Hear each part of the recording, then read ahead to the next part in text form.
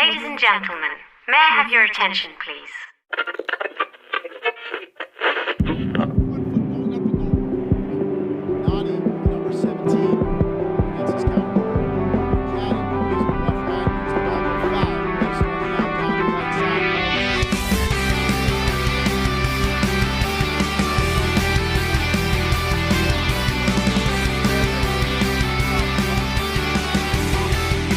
NERevs UK, all things revolution from a UK perspective. Hello everybody, my name's Mike and welcome back to the NERevs UK show, all things revolution from a UK perspective.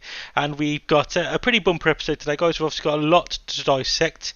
We've obviously got the game against Nashville, my thoughts and opinions of that, as well as the analysis run back on that game. That's going to be a fun one. We've also obviously got the game as Philadelphia, my thoughts and opinions, as well as the analysis on that game. We've got viewers' questions as well. If you do wish to get involved in that, then obviously just drop a question down in the comment section down below, or follow me over on my socials. It's at NERevs UK over on Instagram or on Twitter. We've then got everyone's favourite part of the show. Well, it's my favourite part of the show. It's Who Is That Revimon? And then we're going to finish off with my predictions for the next game. Obviously, hopefully if I can get this one out before the next game goes live. 3 games in a short space of time. It's hard for these Revs content creators, so much respect goes to all of those guys. Obviously, on that note as well, guys, I just obviously want to just point you in the direction, obviously, of there's a lot of really good Revolution content out there. There's the guys over at Revolution Recap as well. Massive shout out to them guys. We've obviously got Sean Sweeney, who's obviously recently just put his paywall back up, and probably rightfully so in my opinion, Sean. I think it's been 18 odd months now you've been giving us free content on a number of things, and obviously I think it's about time that you kind of, for the level and the detail that you write in, I think it's probably much called for. And thank you for obviously 18 months of great content that we've been able to kind of get for free. If you obviously, if you want to go and follow Sean's stuff, it's Bay State Soccer Sentinel as well. Obviously, great write-ups from Sean, not just on Revolution as well. It's all kind of all things of a local level to him as well. So it's he's got some interesting stuff going on over that as well. But obviously, we've got a plethora of content creators really now over in it. Obviously, unfortunately, 681 Pod hasn't resurfaced just yet. Obviously, hopefully they'll come back this season.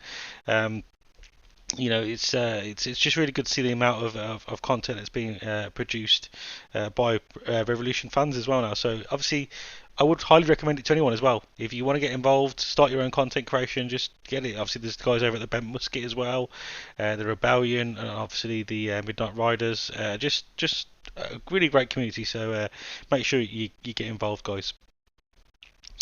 Right, so after that little kind of ramble, we're going to get now into the thick of it. We've obviously got the game versus Nashville. 2-0 loss, not the best start really to this kind of 3-game run, if I'm being brutally honest. And obviously we kind of, I think, you'd be a bit naive to think that Bruce would probably have named an unchanged squad.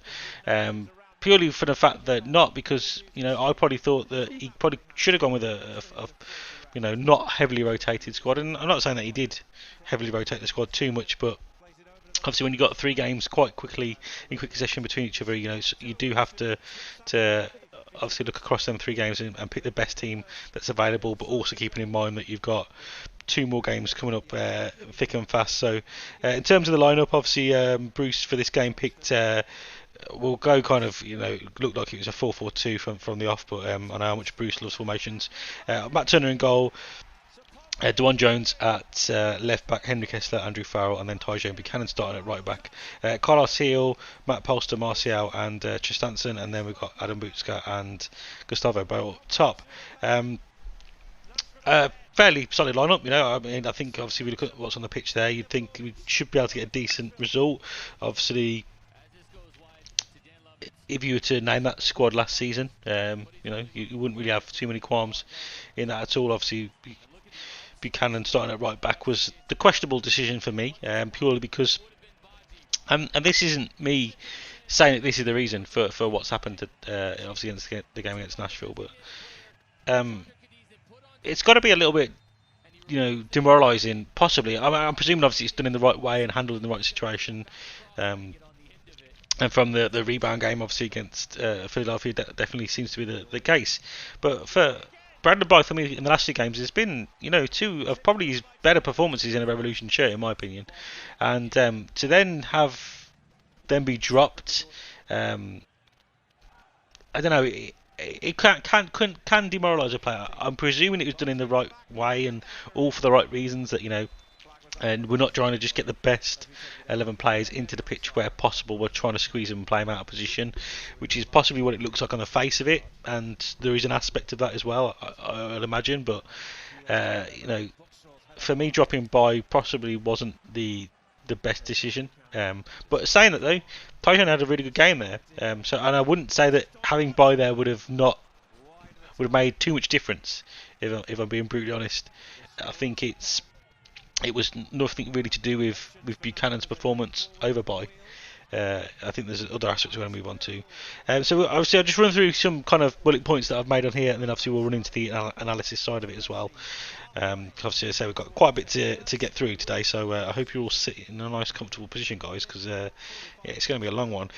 So for me again, Gustavo Bo, I'm not actually sure what's going on with Gustavo, just invisible. I've literally put Gustavo Bo was even playing. I mean, his pass completion as well, I think, was around the 72% mark. Not a single shot on target. I know he obviously didn't play the full game, but it was still nearly 75 minutes, I think, before he got taken off the pitch. Not a single shot on target, sorry. He did have one shot, but it was blocked. 13 passes, obviously that means he's not really having a lot of the ball. 4 of those obviously were in his own half as well. 72% pass success rate, as I said.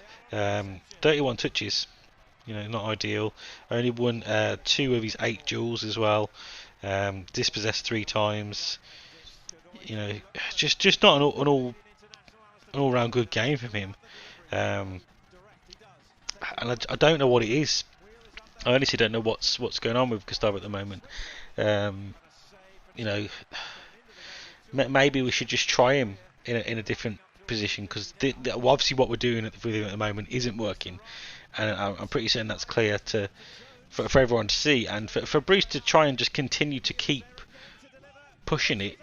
I don't understand what's going on there, because Gustavo's got to take a lot of the blame for his performances, but also with a lot of the blame also maybe more so than what we can blame for Gustavo has got to be held on the coaching team and Bruce Arena in particular, because it's not working, yet we're still plugging it. We're still trying to do the same thing with him. Nothing's changing. So if that's not working, shift him out to the left maybe. Just try him on the left for a bit. It's not working. We want to get him in towards goal, but it's not working playing him up top with Adam. So maybe just try him up there by himself for one game or for large portions of the game. It's not working with them two trying to play in tandem up front. Not saying that it won't ever work, but it's not at the moment. He's probably starting to suffer from a bit of lack of confidence and not good performances. He's getting a lot of negativity on social media, which I'm sure he's big enough to handle, but it's never nice. And I'm one of them people as well. I've been pretty vocal about it. But at the same time, I do feel we need to get behind him. There's no point just keep throwing negativity at him, even if he doesn't see it. It's just not helpful to anyone. There's being constructive and then there's just being a dick. And I think while most Revolution fans border on the former rather than the latter, he's not going to be getting any better by just seeing loads of negative thoughts about him and opinions. So.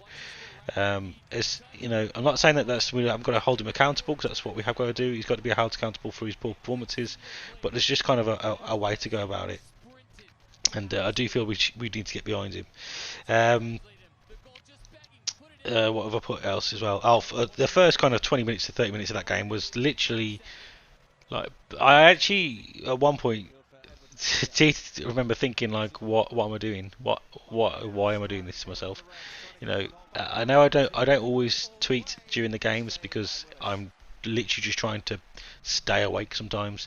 So I don't always tweet during the games that I do. Even when I do watch, I don't watch every game. I'm not going to sit there and tell every single person that I watch every single game live. I don't. Thanks to free sport and stuff, we can record and obviously then watch it back, and I've got other avenues where I can record and watch back, and so I don't always watch them live, and even when I do, I don't always tweet. But yeah, for that first 20-30 minutes, it was painful, really painful to watch, because I don't understand what was going through their heads. It was really, really poor. For me, it felt almost as if we were overly confident going into the game that we were going to completely dominate Nashville and get something from that game. And Nashville, just to be fair to Revolution, to be fair to Nashville, they had a really good game plan, so did really well, and just took advantage of the Revolution's poor performance. So which I think was a massive tip of the hat to them, tip of the fedora, as some may say. But yeah, I think we were too confident going into it. Possibly, a lot of people are talking about us now, and I keep hearing a lot of people, even the head coach of the Philadelphia Union, before going into the game. Again, I think this is him trying to play on that kind of overconfidence thing, saying that the Revolution were the best team he's seen play so far in both divisions, in both West and Eastern conferences.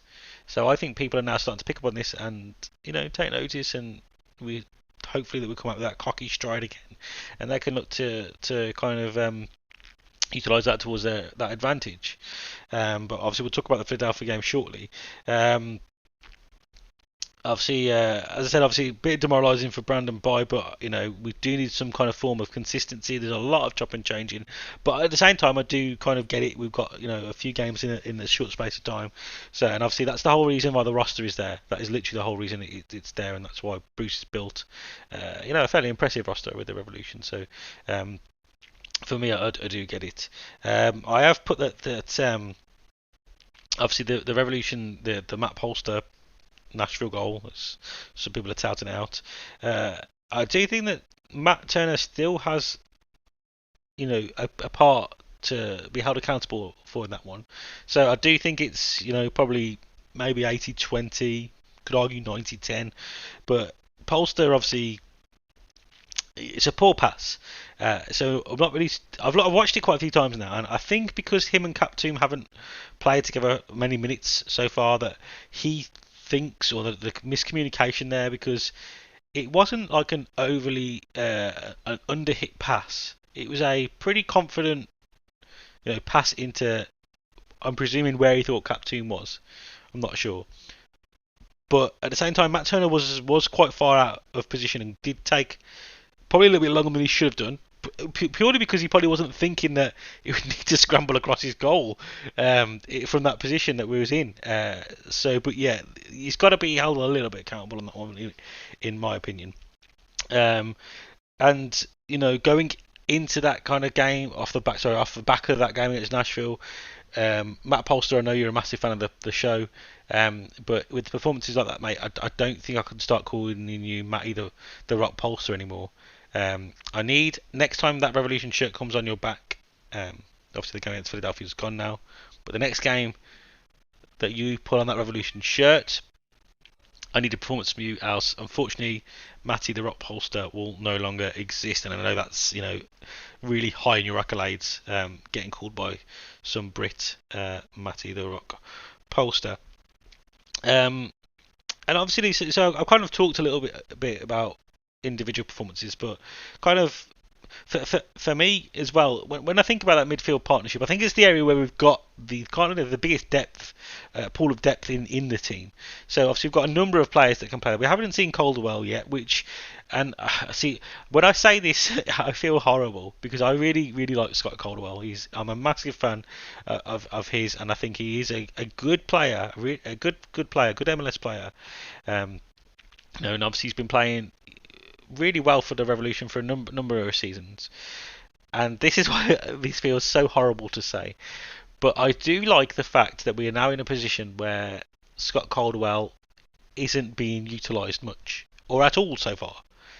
And again, that is horrible to say because I think Scott is a really good player, but it just goes to show that the level of player we've now brought in that is higher than that, which, again, it's just showing we're just moving in the right direction. Now we've now got a depth pool of players that where Scott Caldwell, who he's deemed a good player in MLS, not a world beater, but now we've got players that are better than that. He's keeping him out of the squad.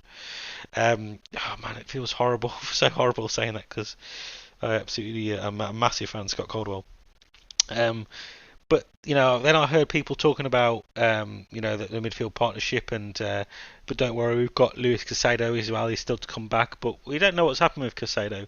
And if I, again, being as honest as always on this show, I don't think that's the answer, because again, I don't know if he was still. I'm presuming he was still holding an injury when he played for the Revs too, but he had such a mediocre, borderline bad performance for them. Just not. He should be, if he's playing in the USL League One, he should be bossing that game. He should be running the show from that midfield, and he didn't at all. It didn't even look. He wasn't even our best midfielder on the day. So it was just. I don't think that's the answer. I think the answer is between the three. If I'm being honest, I do not hold Casado in that three. I think it's got to be between Martial, Polster and Kaptoum. At the moment, for me, it's Martial and Polster. I know that's pretty much against what most people are saying, but I don't see what other partnership that has proven more than that at the moment. It's the most natural, I think, from the two players, that gets the best out of that pivot point, because you've got Polster, that's the more defensive minded player. You've got Martial, who's the more, I'd say, composed, likes to press slightly more. Basically, we've got an 8. I feel that one, we've got an 8 and a 6, and I feel like the Polster and Kaptoum could work as well, but I've just not seen it enough from Kaptoum at the moment. But any other pairing, I don't think really works, if you think about it. I don't think Kaptoum and Martial potentially could work, so I think them two are quite similar in their playing style. Again, could be wrong. Normally I am wrong. I don't feel that McNamara and Martial works, which I know is what we played against Philadelphia. I don't think McNamara and Polster works. I don't think Kaptoum and McNamara works as well. But again, with the fact we've got this many options now, and then we've also got a Casado and Caldwell partnership. We've got a Polster and Caldwell. We've got a Casado and Polster. There's so many options there now, which is great, which is really, really good. It's putting people under pressure for positions, and that's exactly what we need. But yeah, overall for that game, I mean, it was just a bad performance, just a really, really bad performance, and I mean, there's some parts of it which maybe we got a little bit of bad luck. Like at the time, I thought Tristanton might not have been offside. He was, but it was close. Was there a penalty possibly in that game as well? Yeah, maybe, but again, even if you take them two things away, the Revolution did not deserve to even walk away with a point from that game, because it was such a poor performance, and yeah, it's just it was just really disheartening to watch that kind of first half. Now we kind of eventually got into the game, but it was just I think there was too much Nashville just basically on the front foot, and they were the game swung in their favour. So I think it was just too much damage was done within that first kind of 30 minutes, and they just carried on taking the game to us from us there. But we're going to move over now to the analysis of the Nashville game, and yeah, it's going to be a fun one. Oh boy, everyone's looking forward to this one, aren't they? Oh well, it's happened. Hopefully, it was just a one-off blip. But poor performance from us. I think it starts off around about 2 minutes on the clock here. Yeah, Nashville obviously with the ball. And the ball. Bullshit as well there, coming back, tracking back. Revolution kind of, look like we could lead to something here. Snatch opportunity. But for me, if we just rewind this back a little bit here, I don't really think the Revolution have done too much wrong. I don't think we can say, there's overly a lot wrong here. From this position here, we've got people running in. So we've got obviously, the runs of players kind of getting forward to support here. It's a decent attack, but Nashville have got players back. There's two players on the edge here. You got another two over here. They've got a number of players here that are kind of in a decent position, decent kind of line for Nashville. Ball comes forward here, cuts inside, and again, they've done well because they've kind of cut inside. The angle between themselves and the goalkeeper gives them ample opportunity to kind of obviously put anything in over here. You've got no real run from Carlos at the back post. You'd like to see him possibly coming around the back of the player here to kind of give an option. But that's not the case. So the only opportunity really is for, I think it was I can't remember who that chop was even from. Was it Tristanson? But yeah, I think from that moment there you think, oh yeah, it was Tristanson. Yeah, so decent shot from him. Not really too much else on there. You've got Butska being picked up by two players. I mean, I suppose he's really only got the shot to go for, and it's a really good save as well. So from that minute on, you're thinking, oh okay, this could be. That's a decent start. A nice kind of fast-paced start for the Revolution. We fast forward a bit here. Ball into the box. For me here, I mean, when you look at it again, so we've got the ball. It's being put in from deep. So you've got the play on the ball here. We'll just slow this down ever so slightly. Ball out. Bo's coming across to kind of put some under pressure. Just a one tap. Bo not tight enough at all. Ball into the box. But here, I mean, you've got one guy here who's had a bit of a mare. To be fair, he's on the floor. But you've got a player that DeJuan Jones doesn't really know where that player is. He's got to be honest with himself and look at that and think he doesn't know. He knows there's a player behind him, but he doesn't know where that player is. And you've got two players here. Obviously, I know one's on the floor and another player here. All the wrong side, realistically, of every defender. So this back four here is had a shocker because DeJuan Jones doesn't know where his player is. Henry Kessler knows where his player is on the floor, but he's not close enough. Farrell's got his player in behind as well, and then Buchanan, I think it was in this game, wasn't it, has also left his man. So the ball's come over here. Buchanan's not tracked back at all. So look at that now. That's 3 on. I mean, Farrell's pretty much out of it. You've got 3 on. Well, nothing there. Kessler realistically should be. You've got Kessler who should be a little bit further back. Buchanan should be obviously here as well.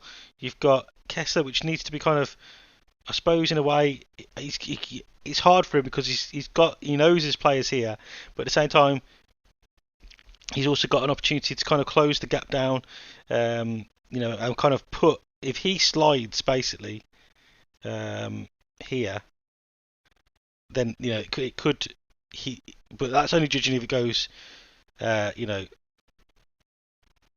the ground. It's gone in the air. The players beat Kessler to the ball there because again he was kind of caught in two minds. Buchanan's still nowhere near to be seen, and Farrell again really late to respond. Really, really poor. It's almost like the times when we defend set pieces. Really, really poor goal to concede. I think all 4 of them can be held accountable for that goal there. And not really much Matt Turner could do if you're being honest with that one.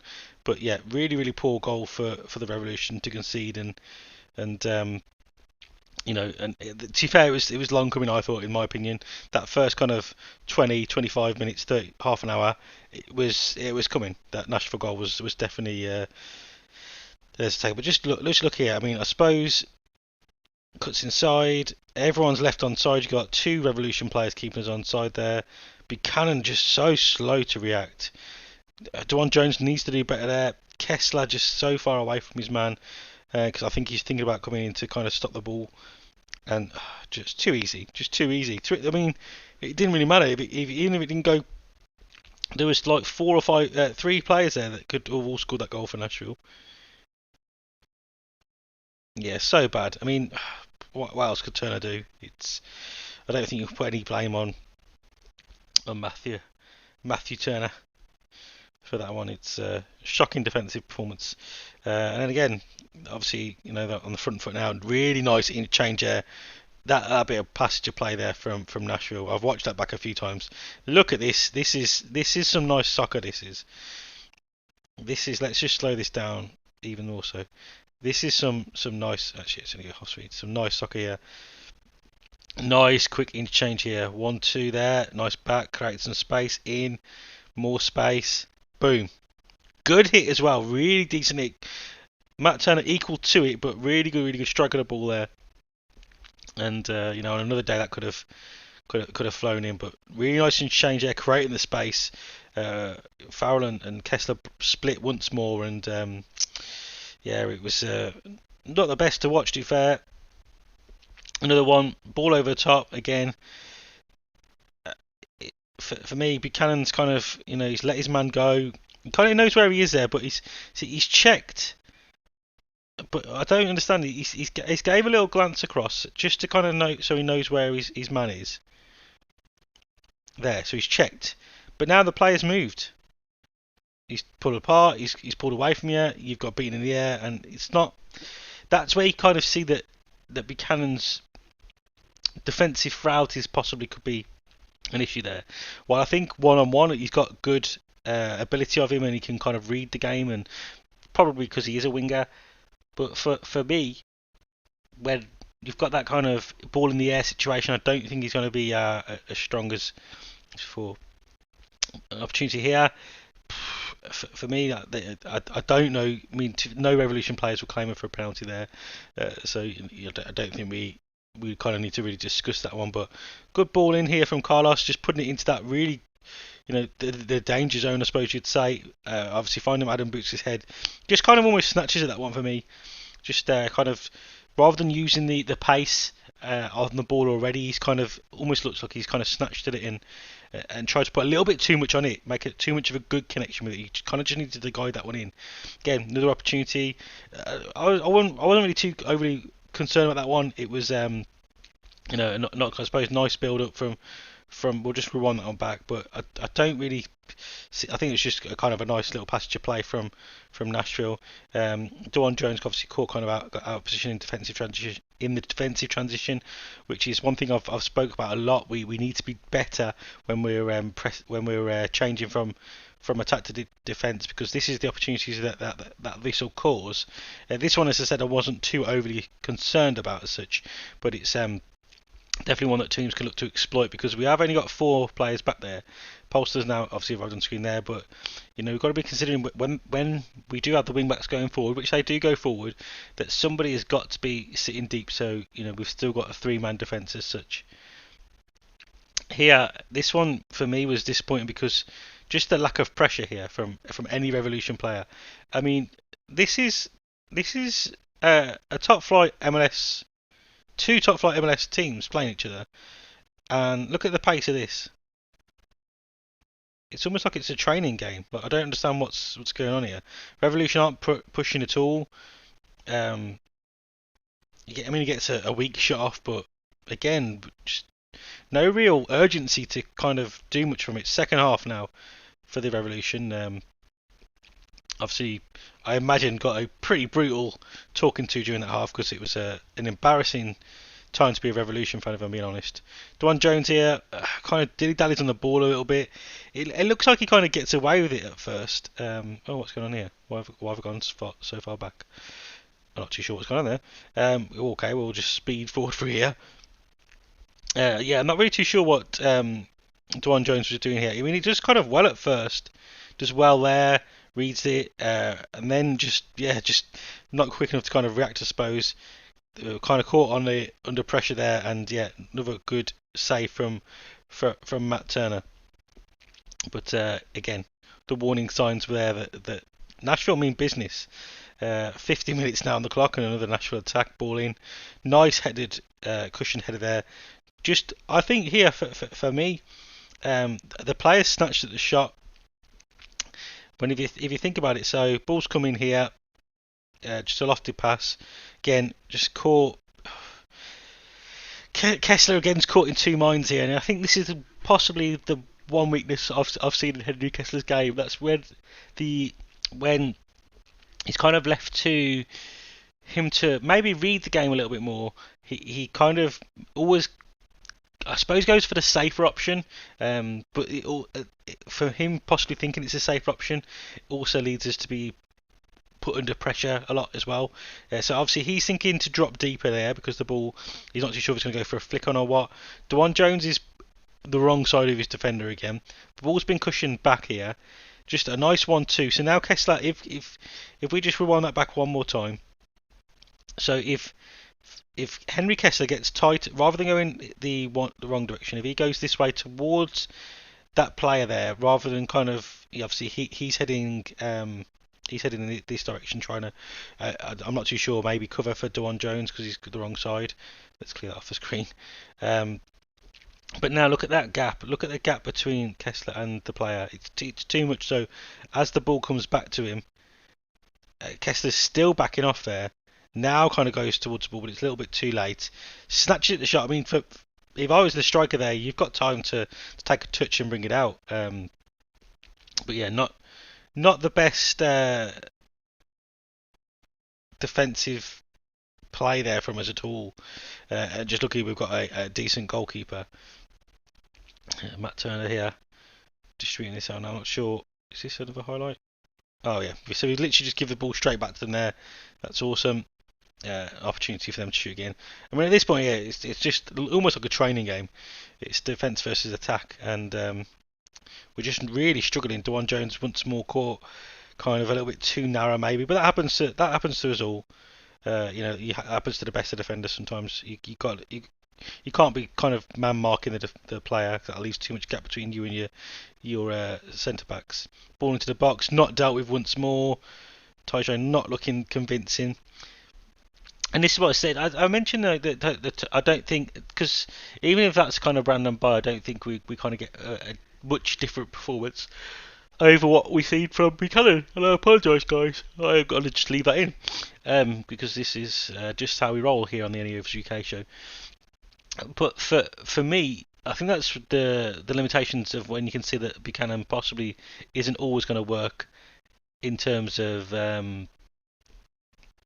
playing at right back, because, well, as I said, when he's one-on-one, I think he does okay, but anything other than that, I think he does possibly struggle with, because it's not his natural game. He's probably done very little kind of training on what to kind of do in these opportunities. And that is right, this is a New England Revolution highlight here. Dewan Jones cuts inside, back again, nice footwork from him, into Carlos. Carlos, really good ball into the box, and once more, Adam Butska hits the woodwork. But really good run here from Dewan Jones, keeping out wide. Gets a little bit lucky, but good cut back, and then once more sends the beats the defender twice there. Nice decision making from Dewan. Look at that ball from Carlos, just on a plate. And Adam just so unlucky there. As I said before, this season it's good that we're getting Adam in these positions now, and just with that little bit more confidence, I think he's scoring some goals, and he knows my thoughts on that one. That one just there for me is unlucky. 50-50 challenge. The natural player wanted it more. There's space now opened up. Kessler's come across. Farrell's come across. I mean, luckily, again, that's wrong decision from the player there. He has another player running through the middle. And for me, good movement here from him. Farrell's had to come across. And then, look at that. This player here is making that perfect run.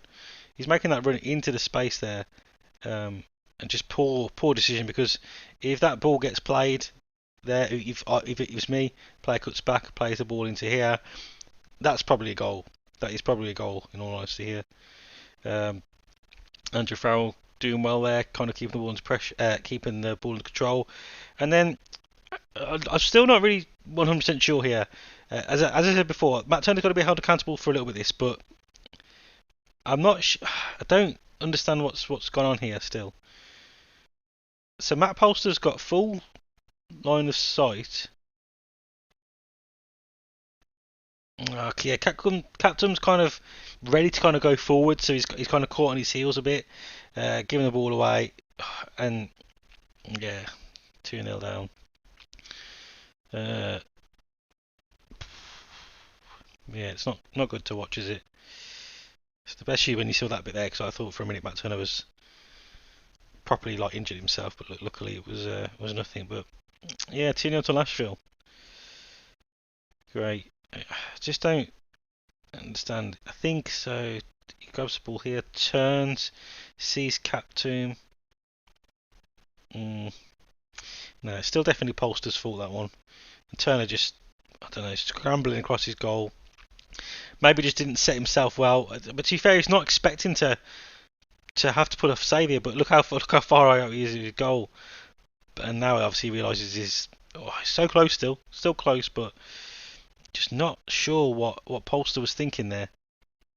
The first watch, I kind of thought maybe Captoon had some accountability, but I don't think anything could be put on his shoulders for that one. And yeah, that's I think that's pretty much it. Nashville 2, Revolution 0. Oh, nice there from is that Teal, I think. I mean, for me, Teal's just got to starting some games, because every time we kind of put him on the pitch, and it's exactly why we kept him in the roster, and I get that. He just kind of just gets the ball and drives forward. His natural kind of thought is to, again, gets ball turns, ball into the box. Adam does really, really well there, to be fair. So yeah, I did make note of this one. So ball over the top, lovely weighted pass here. Adam's done well to get himself in that space. Takes the ball down well, but for me, this one is just a snapshot, a goal. He's took the bounce, and the defender, that's where the decision making was poor. He did the really good thing of pushing the ball away from the defenders to begin with, and then just took the opportunity to kind of bring the ball down and wait for it to bounce. But that's when the defender literally then the ball's back in their court, because they've now got the opportunity to put a tackle on you.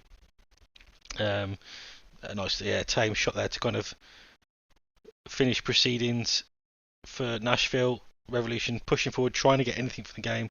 Again, lovely ball in, great header there, just an equally as good save. But again, the Revolution probably didn't really deserve much from this at all. But just a delicious ball in, great time run. Goalkeeper just equal to that one. I think anywhere else in the goal, and that's a goal for the Revolution. But unfortunately, it was directly at the goalkeeper, and Nashville got all 3 points. Right, Philadelphia tamed the Revolution, a 1-1 draw, but the real question for me is who can tame DeJuan Jones's hair. That is now getting a. I'm not too sure what's. I mean, I'm not really one to talk. I suppose some can say, but DeJuan, that is getting some barnet, my friend. I thought it was a pretty strong starting 11 from the Revolution. To be fair, you know, it was kind of, I think, what most people thought would revert back to, kind of the I suppose the traditional 4-2-3-1 formation. I think the only surprise might have been that McNamara and John Bell started. I think everything else was probably as people could have predicted or would have predicted. It was pleasing to see John Bell get the start. You know, the fans have been asking for it for a while. We asked them to sign John Bell, they did. And then we asked them to play John Bell, they did. They listened. The Revolution listened. You know, luckily we haven't had any kind of dodgy rebrand at the moment, and I do feel for the fans of clubs where rebrands are happening, because, you know, especially when there's like they're changing this club's name, and I don't understand. This is the one bit I don't understand.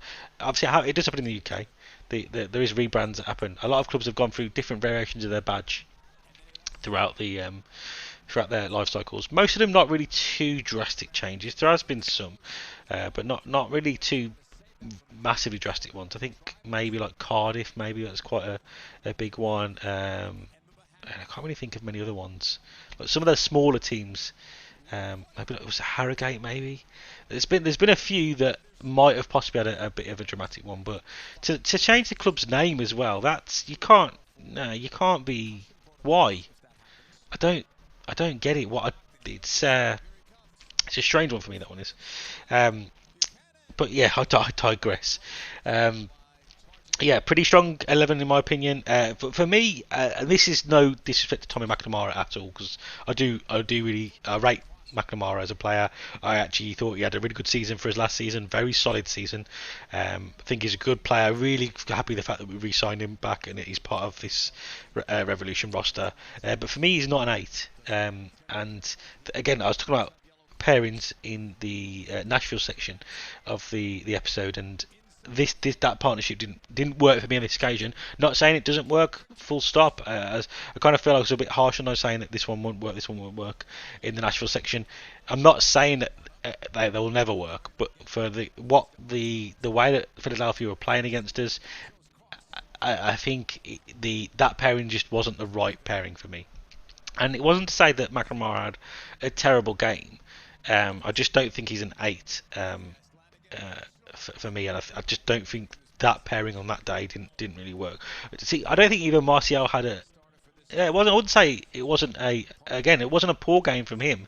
It just wasn't as strong as what he has done previously. So, I think again was it around the 80-minute mark when Matty Polster came on? I think that then we started to look a little bit more solid, I suppose you can say, as such. And again, I just think that partnership, for me, in my opinion, that's the one that works. We're still not. I'm still get very jittery anytime the Revolution have to defend any sort of set pieces. There was some corners where Matt Turner dominated and did really well, but still, the first one, I think it was on one of the very first ones within inside the first maybe 15 minutes, just looked a mess. Just really, really poor. And yeah, I just get worried every single time, and I don't know why we can't seem to improve or just become solid at those. It should be something we work on continually, in my opinion. I think John Bell had a really, really good game, to be fair. And obviously, somebody at the start of the season did mention about playing a back three with John Bell in it as well. I don't know who that legend was, but I remember quite vividly some guy talking about, he did a little analysis as well on it of how the attacking transition and defensive transition would work in a back three, and I think there may be something in that one, but I don't know. For me as well, I think one of the bigger things is we start needing to get some consistency down the left-hand flank. I think Jones and Aaron Arnon, is it Arnon Tristensen? I know I pronounce his name right. I don't even know why I'm asking. They're not really clicking so far yet. And obviously, there's probably changes eventually when Mafla comes back in. Who knows? But for me, it's not really working, and I think sometimes it doesn't help that realistically, when you think about that side of the pitch where there's the three of them, there'll be the midfield player as well in potentially Martial, Kaptoum, or whoever it is there. I think that could, because that's not consistent as well. I don't think it helps the situation. I think the more chance we get to play the same three players on that kind of left-hand side of the field, that the better it will kind of get. But yeah, I think Tristanson had a decent game. Again, not all singing or dancing, but I think he had a fairly solid game. But definitely was hoping for better from him. There's other bits of notes. Obviously, I've noted down that we definitely need to be better in our defensive transition. I think sometimes we're too slow, and other teams, especially teams that use a lot of pace, we could be caught short a lot of times on that case. Philadelphia penalty as well. They had three shouts, I'd say, for a penalty. I'd probably say two of them probably could have been given, if I'm being honest. It was there was just, I don't know. I would probably say there could have been a soft calls again, but it's on other days you would have seen him given. And again, what I try and put it in this situation, if that was called on a Revolution player, how do I react? And I would say one of them probably could have stood. The other two would have been really, really soft if they were given. I wouldn't say there were penalties, but to have three pretty solid calls, I'd say, and not get one of them. Again, I try and be as honest as I can do in this one. As a Revolution fan, if that happened, you'd be in uproar. So I've got to say that maybe Philadelphia were hard done by on some of the refereeing in that game. But saying that though, I don't think the referee had a bad game at all. I think she did pretty well. She kept, and I know obviously she missed. You'd say that VAR possibly should have been looked at when on Philadelphia's goal because Matt Turner did get hit, but it's hard to judge them situations that either player is intentionally raising their arm to hit them. It doesn't look great if you've been honest. The more you watch it back, but it's the referee doesn't have that luxury all the time, and if I'm never 100% sure whose decision it is to go over to the VAR these days. I honestly don't have a clue. It's I don't understand who it lies with or all that kind of stuff. So I've got the Turner. Obviously, quick off. There's 1 minute where Andrew Farrell had a really poor back pass. And luckily, Matt Turner was quick off his line. Turner had some good saves to be fair in that game as well. Just answer though, I did note he had a good good range of passing. Sorry, good change of passing, good range of passing from him, and now this last kind of bit I want to touch on before we get into the analysis of the game is just aimed at Adam Butsker. I'm talking to you directly now, Adam, and what it is, mate, is that I think you've been into some good positions all season, to be fair, and we're now starting to utilise what we think is your best attributes, which is your strength and your aerial ability. But Adam, you need to start converting, please, mate. Not just for the fact that the Revolution want to win this cup this season. More so because right on the very first episode of the NERevs UK show, I stated and went on record of saying that you get 20 goals this season, and you're a little bit off the pace, buddy. So if you could just do me a favour and start banging a few in, mate, that would be massively appreciated, buddy. But on that note, guys, we're going to now head over to the analysis of the Philadelphia game. So I hope you enjoy.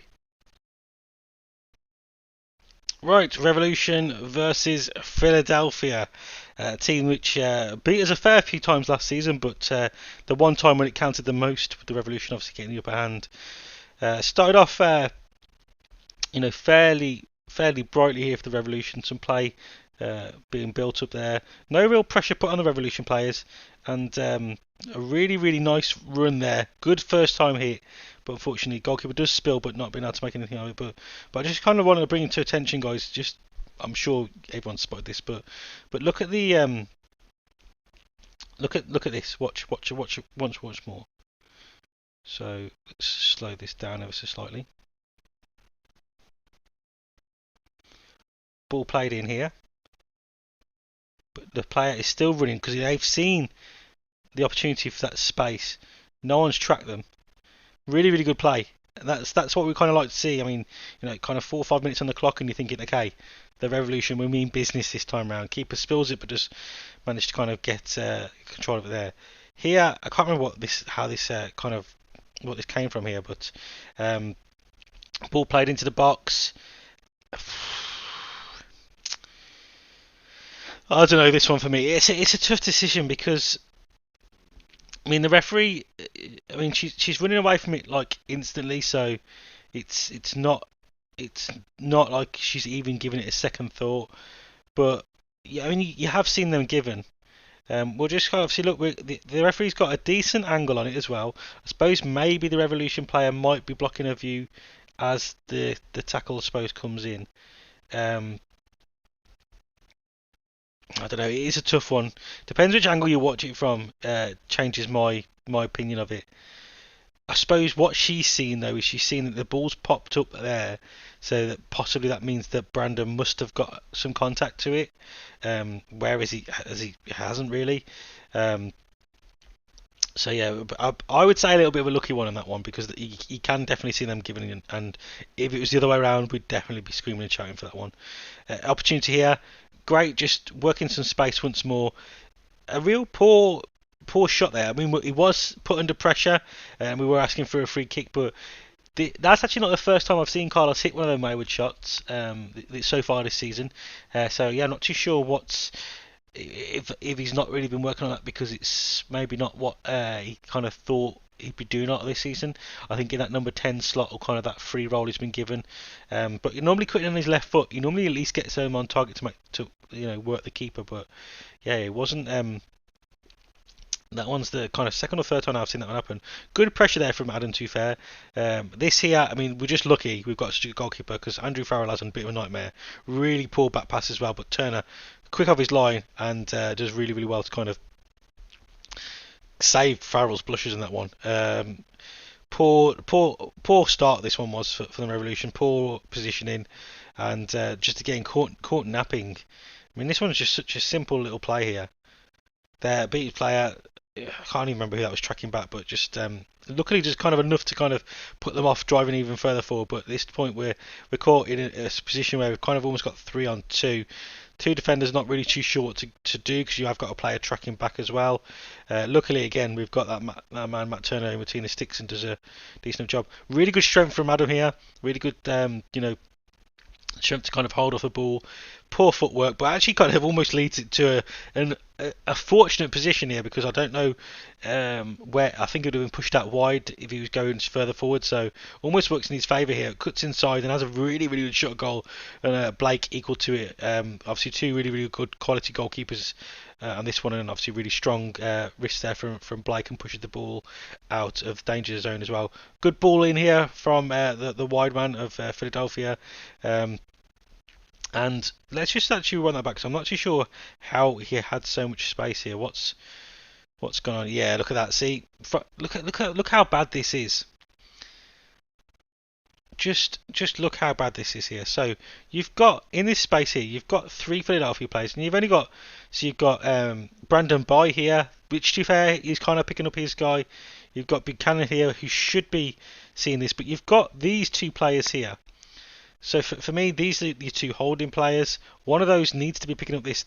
Realistically, this probably isn't up to Buchanan's to pick up, but he's been dealt that hand, and unfortunately he's not trying to get back. So at this point where the ball's come out, you've got again 2 players being marked by 1 man, and unless Brandon Boy comes over, but if Brandon Boy comes over, it leaves this man clear. Ball gets played in. And the player that was free now has just made a dart and run to the front post. Literally not picked up by a single Revolution player until Andrew Farrell notices he's kind of gone, but it's too late at that point to do anything. And again, once more, we're lucky we have Matt Turner in between the sticks. Because that, for me, that could have been, we could have been down. At this point, it could have been a 2-1 game for me towards Philadelphia. Luckily, it wasn't. I'm not too sure why that highlight was kept in. That is just unfortunate. You can't really be holding a player accountable for falling over. Adam, once more, he's doing lots of things for me right now. I don't know why I've gone all that far away back to that point there. Adam's doing lots of things. Why did we go so far back? Adam's doing lots of things well now. He's starting to get in good positions and good decision makings at times. Like here, does really well. Good run, peels away from the defender, but then just poor kind of connection. And lucky for him, it's kind of gone out for a corner, I think that was. But again, ball out wide. Just no one picking up the play here. Martial does kind of put a bit of pressure on him, but a little bit too lackadaisy for my liking. Second half underway. Obviously the half with both the goals in it. Spoiler alert, but obviously you all know that. I never know why they show the kickoffs. I suppose it shows that it's second half, but they could just put a bit of text on the screen. Nice weighted pass here, and just not too sure. Just not too sure what was going through Buchanan's head there. Just too much. I think he's gone for a little, almost like a. He's obviously tried to get underneath the ball to lift it a little bit, but a little bit too much. I think he was caught in 2 minds between a chip, like a little dink over the goalkeeper, and putting as much power into it. Down the left hand side, now Revolution working. That's just a bit of luck that was there, because obviously he's kind of cannoned off the defender. It's meant to be a cross. Nice ball there, and again here, just that one's closer, but I don't think this is the right option here. I suppose you've got the option that ball comes in, no defender really putting any pressure till now, but now that the gap's been made, but the right decision here is, for me, is that just play it out, and then you've got a number of players kind of that could be coming into the box, including Carlos as well. Just snatch it at the shot. Better, but just a little bit of a wasted opportunity in my opinion for that one. Could have just, again, see defender now, but the gap's closing, and it's not far off. And I just think there's better options available to Carlos there. Good pressure from the Revolution here. Played the ball in, just overhit slightly, but nice idea. Well controlled there. Turned and snatched at a shot. That one's not too far at all. You don't mind that at all. You don't mind that. Just kind of turned, seen goal, had a snatch shot. You don't mind those at all because sometimes they just.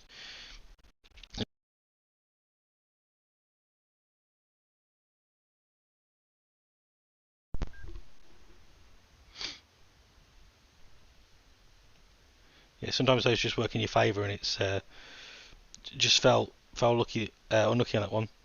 Ball picked up here. I've drawn a little arrow there. Let's clear that off the screen. Nice footwork there from Tristanson. Cuts inside. Again, you kind of you could say. For me, let's just wind that back slightly. Nice ball out here. But again, he's got, at this point here, he's getting his head up. He's looking in the box. He's only got one player. He's got only one other player really trying to work into the box at the moment. So, and he's kind of put it into that area where I don't think that was actually a shot. I think he's kind of tried to play that into the back post into to Butska, but unfortunately, just possibly hit harder than he thought. Gustavo and Teal Bunbury coming on here. I think Teal Bunbury for me has got to be knocking on that door of Bruce Arena and asking for 4 more minutes, because for me at the moment he's one of our better players. Throw in here, set piece, never confident with those ones, and once more just not too sure, just too slight at the blocks there for me. Did try and put the pressure on, but a little bit too late, just too much space. The midfield had in this game for my liking. It was just too much to open, and I think that's because, as I mentioned before, Tommy McNamara just not a natural 8 maybe, and just maybe leaving Marcel a little bit too much to do. Lovely ball through there, and unfortunately for us, the players kind of had a bit of a slip on the turf there, and because who knows, a different day that could have been a different outcome. Pressure there, which is good to see, but just not enough intensity from all players. And just waltzes through us, almost like that we don't exist. Look at that, just bombing forward. Players just parting there, just allowing no pressure at all. That's dangerous. That is too dangerous. That cannot be happening. Hopefully that will be looked at. Here, great work from the Revolution here to kind of get this much space. Tristanton's done really well because he's seen that Jones has got the balls kind of outside, so he's kind of gone to pretend that he's going to be putting outside, but then cut back inside. Just unlucky. I think again, if he had a little bit more confidence in himself there, that gets finished, and we'll see that. That'll come. That will come from him. We can already see that he's got the potential there, and that's just some good tenacity from the Revolution player there. Just unfortunate that we didn't see more from that. Again, just trying to nip at the heels of the player, and eventually kind of is dealt with. But just need to see more from that, especially kind of this late on the game. We don't want to be conceding around this point. And Revolution put under a little bit of pressure. Nearly 80 minutes on the clock now, Revolution. So nice passing around here. Plays the ball, lovely ball over the top. Just ever so slightly, just kind of maybe off balance there from Teal. Doesn't quite get the connection he wants. But really good ball from Carlos. Well weighted once more, as per usual, I suppose you'll say now. Good footwork here. Dewan does quite well though. Tracks his man. Dealt with. But yeah, I mean, that's what you want to see. Just players just putting their body on the line. You don't want to concede a goal. This is good, Leah. Look at this. Dewan Jones here. Really well timed run. Nice little dink to the box. Gustavo Bo gets a little bit lucky because it's a heavy touch from him. Dewan picks it up. And look at that. Look how much more space. I clicked on the wrong thing again. How much more space do you want to give Teal Bunbury? You don't give a man who's desperate for a goal. And Teal does really well here. So I've seen some people say this is just luck, but he's fallen to get the connection and the speed and the direction of the ball that he does with that is I suppose there's an element of luck in it, isn't it? But he knows what he's doing. He's in full control of as much control as a man can be. That's just had a little bit of a slip, but he's not slipped. He slipped to hit it. It's a purposeful slip. He's done that because that's the only way he feels that he's going to get a connection and do what he wants, because he could put try and make an attempt at that without the slide, but he's not going to get any power on it. He's going to be a poor connection. He's probably going to scuff it with the outside of his boot. He meant that all day long for me. And yeah, this one, it's not nice to see. Obviously, when you watch it back at multiple different angles and stuff, I'm still undecided on how we'll go with this one. Obviously, I still think that kind of anything where you've got a player on the floor clutching the face probably should have somebody looking into, because there's an obvious moment where Turner gets hit in the face, so whistle should be probably blown now for head injury. Isn't for whatever reason, and well, everyone knows what happens. They just put the ball into the back of the net. I mean, Bell does as well as he can do to try and put them both off, but yeah, I don't know. A little bit of a annoyance, that one, for me, because I mean, you're going to be, aren't you? It's your team conceding a goal, and late on when they could have been getting 3 points, and instead they go away with one for potentially a situation which could have been eradicated. But yeah, last minute here, Gustavo Bo getting into a good position, good connection as well. Just obviously Andre Blake just equal to it on that occasion. And the last final kick of the ball there from Matt Turner. Overall, a much improved performance. Still work to be done, but definitely lessons to be learned. Right, viewers, questions. Obviously, thank you. This is pretty much my favourite part of the breakdown analysis. I do like doing that kind of thing, and it's hopefully getting, and we'll get better with each episode, and obviously more apps I can find to use that. That'd be even better. But yeah, I really enjoy this bit because it's obviously the part where you guys get involved as well. So obviously, if you do wish to get involved, just submit any questions down below or over on social medias. You can just find me at NERevs UK on Instagram or on Twitter. 3 questions this time around. Aren't I popular? First one comes in from the legend that is David Sibilion, and I'm obviously I definitely pronounced your name correctly, David. I know you're a connoisseur of pronunciation of names.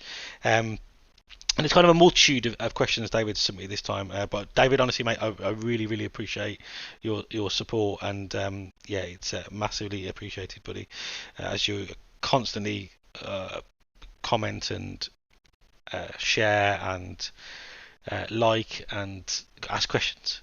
Just a legend, mate. But questions for David comes in and says, why can't the Revs score? So this is after the Nashville game. Sorry, I will give you kind of some idea of when the question came in. This is after the Nashville game. Why can't the Revs score goals, and what can be done to fix this? The blueprint of beating the Revs is to take out Carlos. What then? Biggest lopsided 2-0 beating in a while, felt like 10-0. Revs must avoid Nashville in the playoffs at all costs. Right. So I'll kind of break these down into kind of, I suppose it's 3 questions you're asking here, David. So first of all, why can't the Revs score goals, and what can be done to fix this? So I think we're getting into the positions, so it's not that. It's I think honestly it looks like we're lacking confidence in front of goal. I mean, we've seen even quite late on in the game against Philly that Gustavo had a pretty decent opportunity to score a goal, and Adams getting into good positions where he should be scoring, but they just seem to be lacking some confidence in front of goal. And I mean, we all know that strikers feed off confidence, so if they're not scoring, then they're going to lack the confidence, which means that will lead to, maybe them not taking the opportunity as they would do in normal situations, because they're not as confident that finish will come off. So I think as soon as they start, maybe they get 1 or 2 apiece each, then they'll start to see that confidence start flowing in them again. And other than that, I don't think, obviously Nashville was different, but obviously against Philadelphia we created chances, lots of chances, got into really, really some good positions. I do think that once we kind of start getting Tristanson a little bit more involved and he starts finding his feet, I think that will help. And if I'm being brutally honest, I think we just need to be... Well, I'll kind of talk about this, I suppose, more when I talk about my predictions of what the Revolution should be playing in the next game and stuff, but I think Teal needs more game time.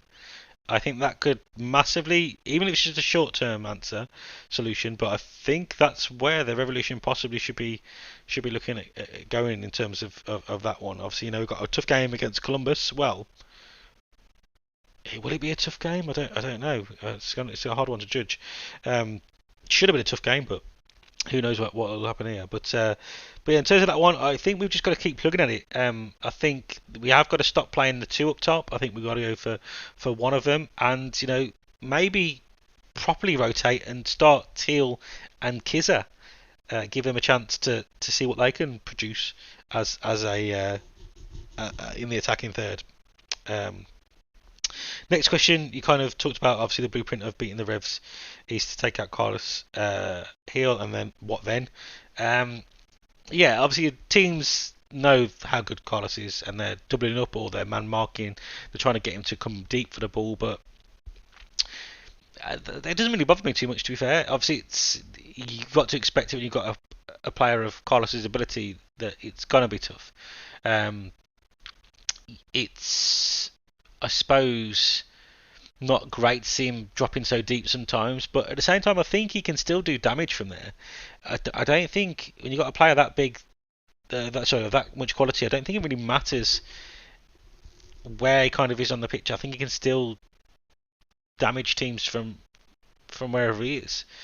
So while it's not ideal, I don't think it's obviously you can see it's definitely having a slight impact on us, but it's not as big as I think it is. I do think other players need to now really, because this is going to happen all season, so we do need other players to start really, especially players like Gustavo Bo. He needs to start performing and now, because we can't just keep relying on Carlos, because he's going to be man-marked throughout the majority of games, which isn't going to be saying that he's going to be ineffective, because we can see that it doesn't matter.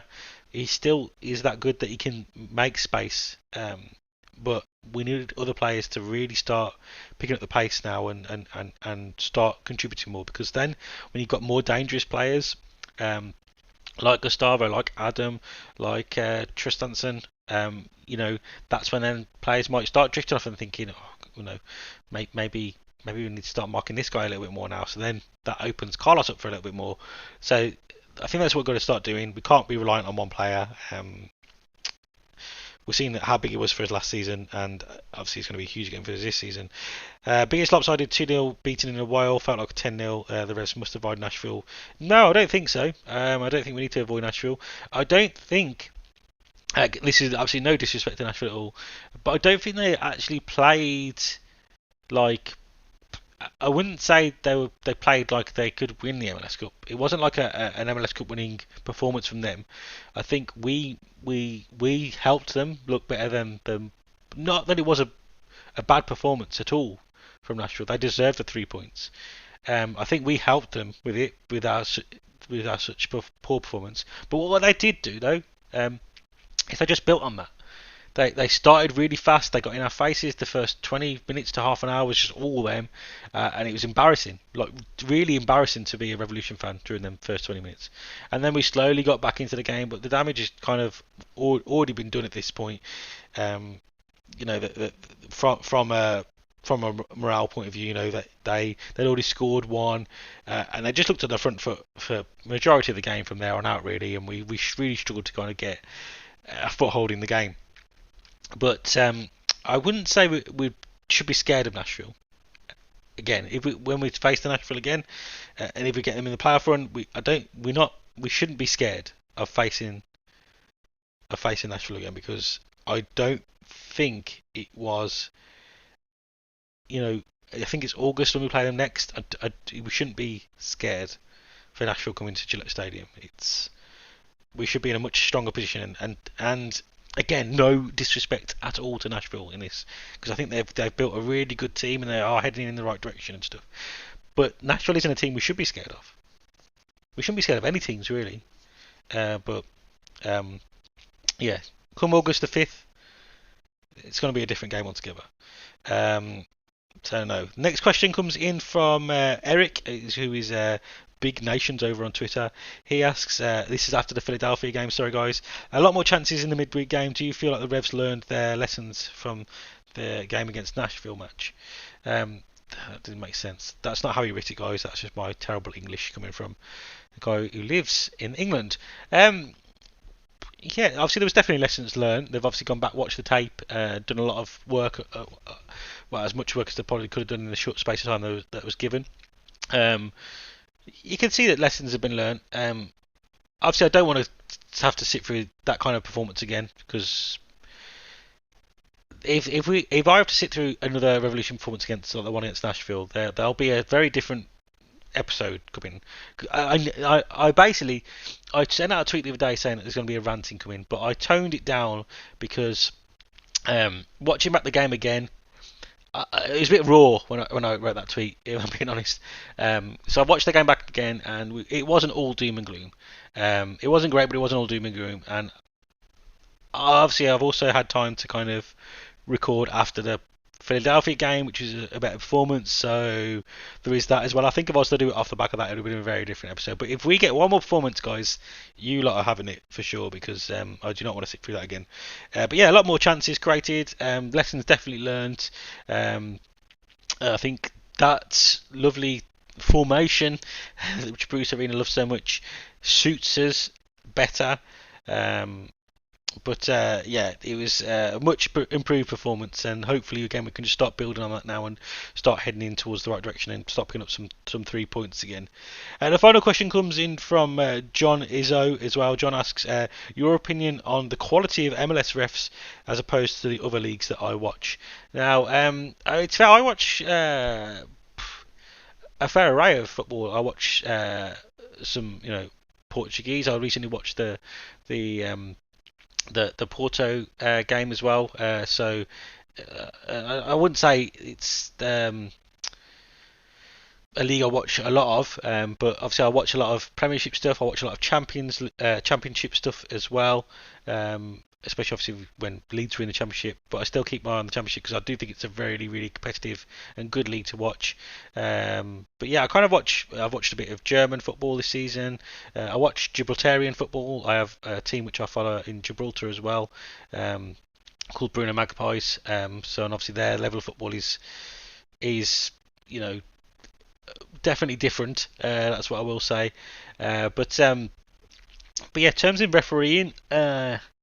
I know MLS refs gets a lot of slack and a lot of stick, and a lot of time I do completely agree. But I think that what I would say in the matter is that I think every single league has them kind of referees that are just, I don't know what the right word is for, but they're just like, shouldn't be refs basically. They shouldn't be referees. They're almost like really angry people that don't really like football, and want to kind of disrupt it in any way possible. There's some people that aren't strong enough as well.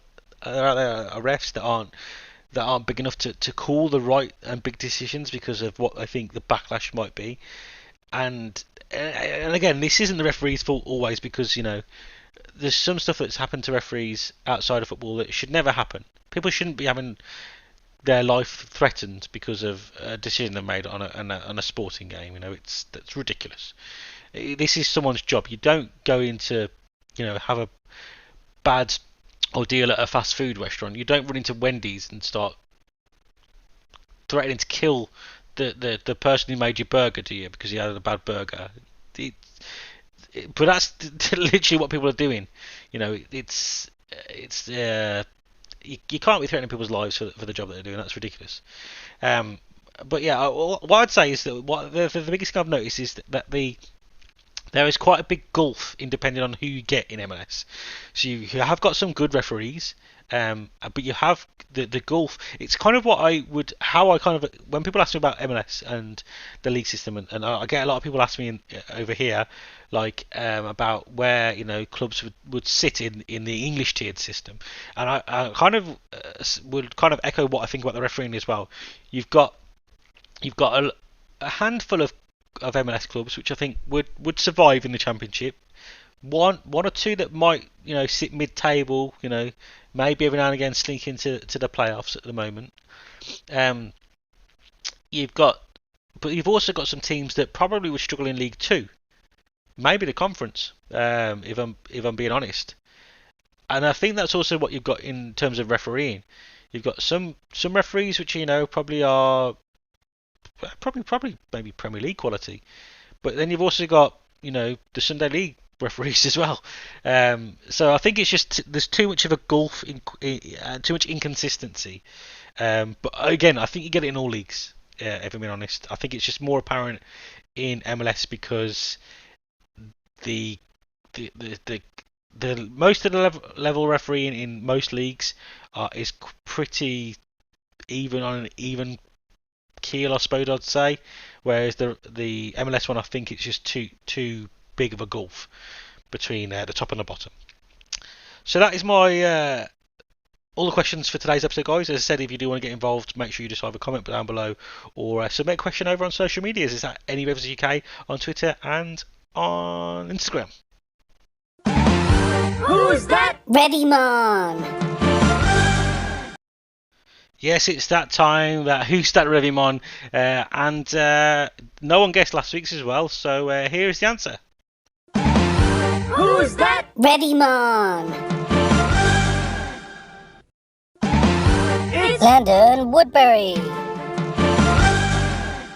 And here is this week's. The first time this year you guys scored like 3 goals in one half. It seems like you guys have a offensive plan first half and then second half a defensive plan. Was that a strategy for the game? We're trying to attack as much as we can and for the whole game. I think previous games we were a little unlucky not to score more goals, and sometimes you just need that one game where all the breaks kind of fall into place and go your way, and that's what happened tonight. Who's that? Revimon!